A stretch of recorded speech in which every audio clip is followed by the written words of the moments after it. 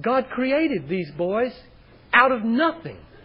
Their souls, just like He did create the souls of Adam and Eve, out of nothing. And that's a great mystery to me. Every time I think about it, it moves me. But that's not the case with Jesus Christ and the birth at Bethlehem. The theological word for what happened there is not creation, but incarnation, as you all know. The person, not the body, but the person, the essential personhood and personality and soul of Jesus of Nazareth existed before He was born. This is the way Micah, the prophet, chapter 5, verse 2, writing 700 years before Jesus came, put it.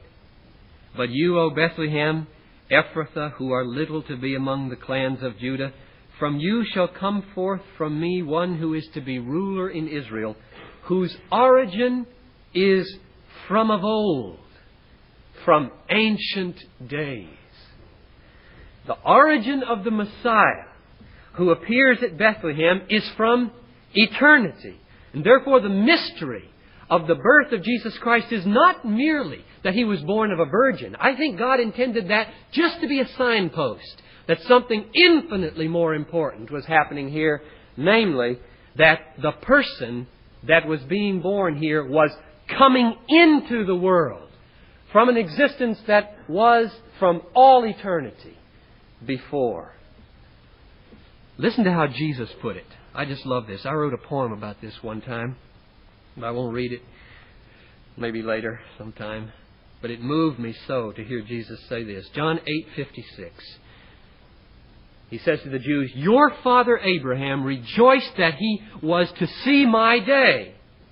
He saw it and was glad. And the Jews said to him, you're not 50 years old, and have you seen Abraham? And Jesus said to them, truly, truly, I say to you, before Abraham was, I am. Oh, and my chills run up and down my back to hear Jesus say that. You can't say that. You just can't go around and say those kinds of things unless they're true. What Jesus was before Jesus of Nazareth was born, Paul, John, and the writer to the Hebrews tell us very clearly, though not exhaustively. Here's what John says.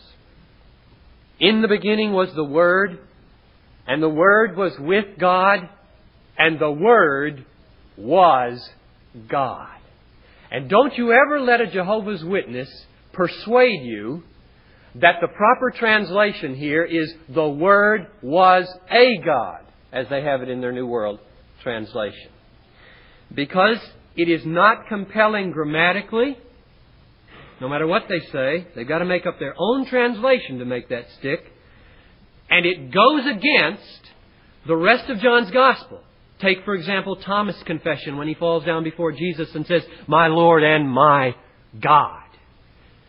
It is clear to all the scholars of antiquity, except a few sectarians, whether they believe the Bible or not, that John intended to say Jesus was God. Even those who think John's crazy for saying such a thing believe that that's what the words mean. And so don't let them convince you otherwise. And if you would like more about the Greek on that, I have a little article written by Bruce Metzger of Princeton Seminary where it's all laid out. You can order those and give them to them. Verse 2. He was in the beginning with God. All things were made through Him, and without Him was not anything made that was made. Which means He is not a creature. He is not the angel Michael or Gabriel. He is the creator of the world. And everything that was created through Him.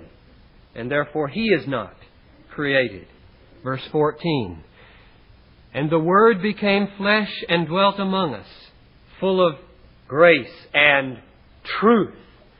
We have beheld His glory, glory as of the only Son from the Father, Christ existed before Abraham because He was one with God.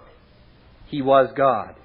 Here's the way the Apostle Paul puts it. Philippians chapter 2, verses 5 through 8. Let this mind be in you which was also in Christ Jesus, who though He was in the form of God, did not count equality with God as a thing to be grasped and held on to, but emptied Himself, gave up those outward signs of divinity, and became a servant, being born in the likeness of men, and being found in human form, He humbled Himself and became obedient unto death, even the death of the cross.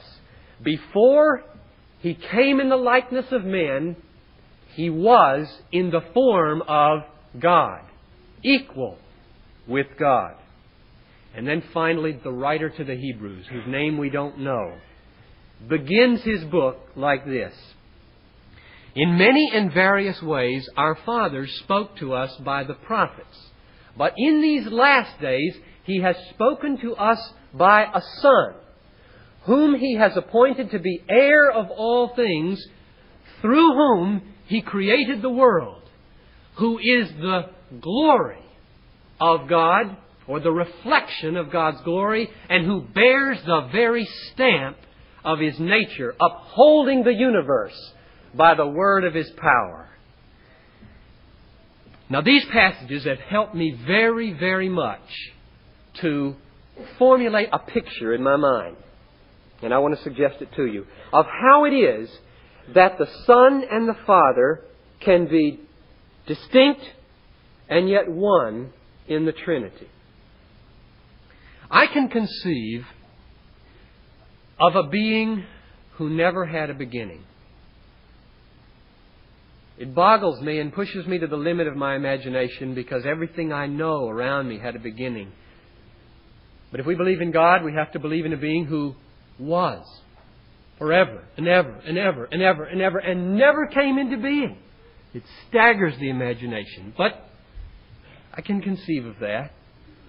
And I can conceive, secondly, that this being, from all eternity, had before His mind an image of Himself, a picture of Himself. He was self-conscious, so that He could delight in and enjoy and contemplate all His beauty and power and perfections.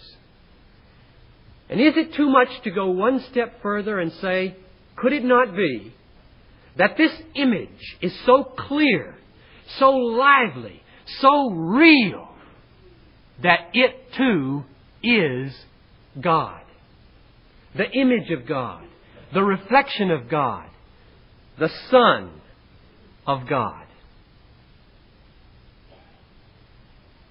That picture helps me because it enables me to see possibly how it is that the Son of God can be begotten, therefore subordinate in a sense, and yet not created.